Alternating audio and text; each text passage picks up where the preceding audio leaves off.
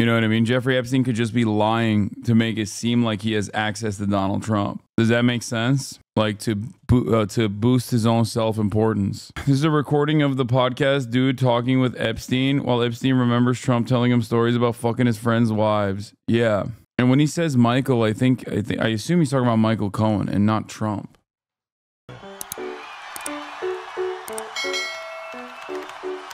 You gonna go over the Epstein tapes? So I watched the Epstein tapes and it was confusing because I couldn't tell if it was like actually Jeffrey Epstein talking, and I couldn't tell if it was actually like why he kept referring to Michael Wolff here. I think we have a snippet from one of the conversations that I recorded with Epstein, and I think this was in a restaurant in 2017. His people fight each other. Right. And then have outsiders. He sort of poisons the well outside. He will tell 10 people Bannon's a scumbag, and Priest is not doing a good job, and Kelly has a big mouth. And what do you think? Jamie Dimon says that you're a problem, and I shouldn't keep you. And I spoke to Carl Icahn, and Carl thinks I need a new spokesperson. So Kelly, even though I hired Kellyanne's just too much of a wild card. And then he tells Bannon, I really want to keep you, but Kellyanne hates you. I have more than dozens. I probably have 100 hours of Epstein talking about the inner workings of the Trump White House and about his long-standing, deep relationship with Donald Trump. Those tapes are the first time anyone I know has ever heard his voice. No, he's done depositions. Still feel like a 27. You don't feel like you're... I got stuck in a time loop. 27. 27 is a good time. But you said earlier, you said something about, you architected your life to be wealthy. Yeah, I mean, it does sound like him, but I was a little confused about what was going on with this article. Listen to Jeffrey Epstein on Trump's... I think we have a snippet from... You keep telling... He will tell 10 people Bannon's a scumbag, Priest is not doing a good job, Kellyanne has a big mouth. What do you think? Here's another clip from the Daily Beast. That was close to straight. So I need the dump. Just give me dump.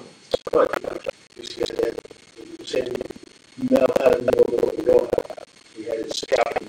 Donald's offices, he made that fake articles. I'm funny, I was sitting there listening to the guys from the Post talk. Donald would say, he's a great guy. I loved working with him. And I sit there going, this is just amazing. And he'd say, Michael, come on, let's go to the office. And he'd say, tell me, what's it like in there? He'd say, you like having sex with your wife? How often do you? He'd say, it's great. Seriously, Michael, how often do you have sex? I mean, don't you want, you and I can go upstairs, or tomorrow come over. There's this girl's coming in from Los Angeles, part of the Hawaiian. All we can hope for this has the same effect in the election the Comey letter did for Hillary. No one is fucking covering this at all. And I don't know why people aren't really covering it, but I think like potentially people are not really covering it because there's like some scrutiny surrounding it. It does sound like him, but I was a little confused. This is the tape I saw, and I don't know who the fuck like it's being suppressed. I don't think it's being suppressed. They're not covering it because fucking Bill Clinton is in Kamala's campaign. I mean, I think that's a problem. But also, he could just be lying. You know what I mean? Jeffrey Epstein could just be lying to make it seem like he has access to Donald Trump. Does that make sense? Like to boost his own self-importance. This is a recording of the podcast dude talking with Epstein while Epstein remembers Trump telling him stories about fucking his friends' wives. Yeah. And when he says Michael, I assume he's talking about Michael Cohen and not Trump. Tropic cuts, orange. So come over with your car. You're gonna have a great time.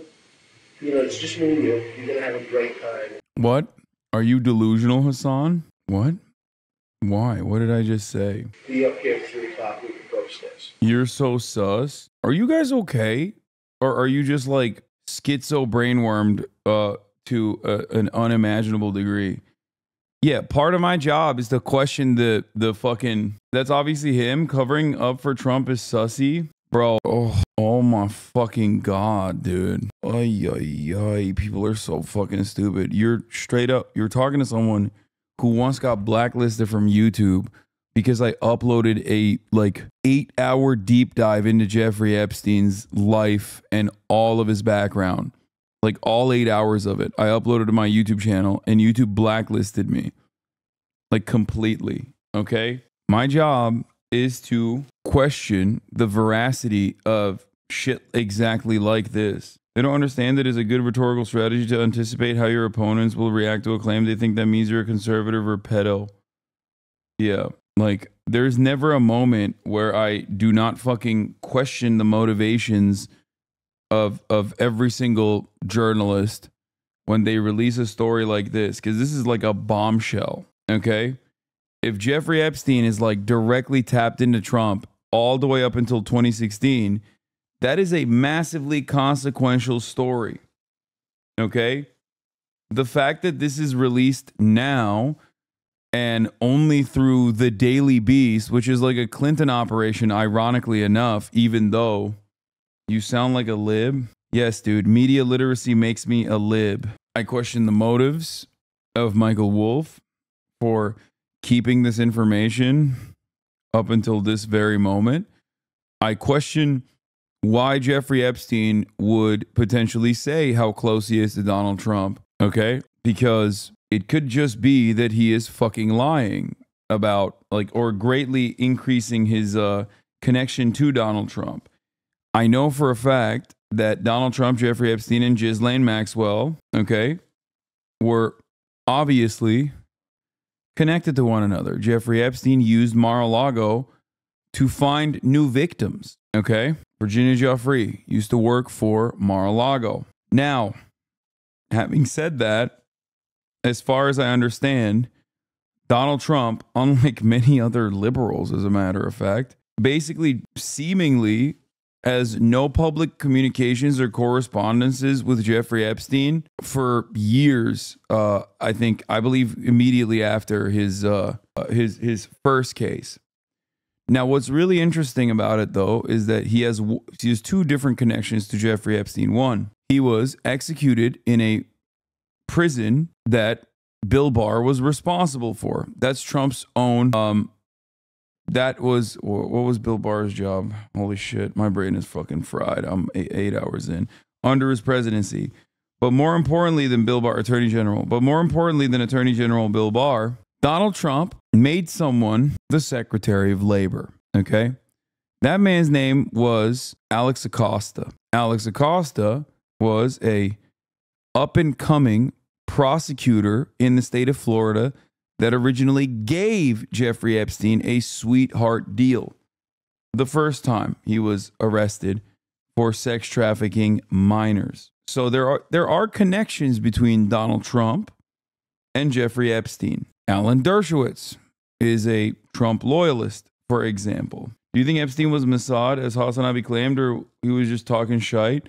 No, I do think that Jeffrey Epstein was directly related to both Mossad and the CIA. I do believe that. Why else would Ehud Barak be visiting Jeffrey Epstein in his New York penthouse in the year 2016? Also, Ghislaine Maxwell's father, Robert Maxwell, was Mossad, originally OSS. So, you know, what is a sweetheart deal? A sweetheart deal is when someone commits a heinous crime, but they get like an unimaginable lack of restriction in terms of their detainment.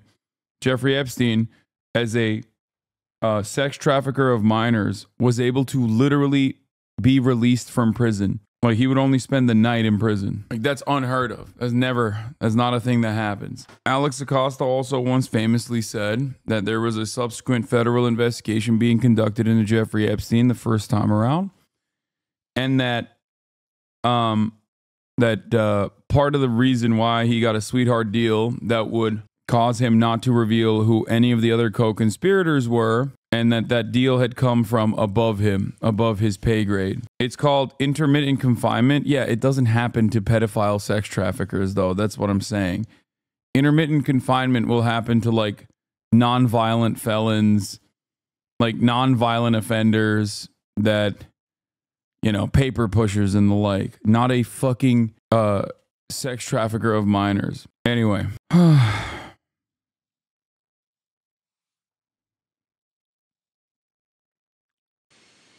whole time, the attorney's been on this thing. He set it up because he wants a story. So he has you on, because as an avoid conversation. And there's like weird interference in this part of the tape. Come on, you must. You must have had a better wife, right? I said, yes. Tell me about it. And the wife's on the speakerphone listening to Donald and said, you know, I know you. Well, I think you're really hot, and I know you think you're a guy. Michael is like the end of the world, the best guy on earth. You'll be married to him. You're wrong. Just listen to the next 20 minutes. And you go with the office, set you up. Yeah, I mean, Michael Wolff is like very good at just like waiting until the last moment before his book gets released and he withholds like pretty significant pieces of information, like bombshell shit, until his book comes out. So, you know, he is vulturous in that way. So, you know, that could be one reason, one motive for him to hold out. Because these interviews, I believe, are from like 2016 or 2017. Michael Wolff also is a known fabulist as well. The tapes are from 2017. Wolff said he had around 100 hours of Epstein talking about the inner workings of the Trump White House and about his long-standing deep relationship with Donald Trump. Epstein wanted Wolff to write his biography. Caroline Leavitt, National Press Sec for Trump, responded to Wolff's claims. Michael Wolff is a disgraced writer who routinely fabricates lies in order to sell fiction books because he clearly has no morals or ethics. He waited until days before the election to make outlandish false smears in an effort to engage in blatant election interference on behalf of Kamala Harris. Yeah. The last time they were ever together was in Trump's Palm Beach estate in 1997 and 2000. A Trump campaign source claimed to the Beast that it is widely known that Trump severed ties with Epstein after allegations of sex trafficking were leveled against his once close friend. The tapes are real. According to the Majority Report, Michael Wolff has a history of withholding crazy information until the book is written or some other way to maximize profits. Pretty insane to keep this info this long hidden. The first news from 2017 after inauguration. You also hear how every pundit on Fox's For Hire, personally the billionaires Kellyanne and Bannon was still on air. Yeah. So I don't know. I don't know. And we unfortunately don't know enough other than whatever the fuck Michael Wolff is like withholding. Says he has hundreds of hours of tapes, dude. It's so fucking gross. Like, what good it holds these tapes and then makes a convincing case that Donald Trump and Jeffrey Epstein were besties long after people previously thought they were. Like, after Trump becomes president, let's say. Tapes since the start? Yes, dude. He's had these tapes apparently since 2017. He interviewed him in 2017. I don't trust Michael Wolff. I don't like Michael Wolff. There's something a little sussy about this. Why can't they just subpoena him? Why would they subpoena Michael Wolff, dude? If Jeffrey Epstein's a state asset, why the fuck would the state want to subpoena Michael Wolff to like reveal these potential connections?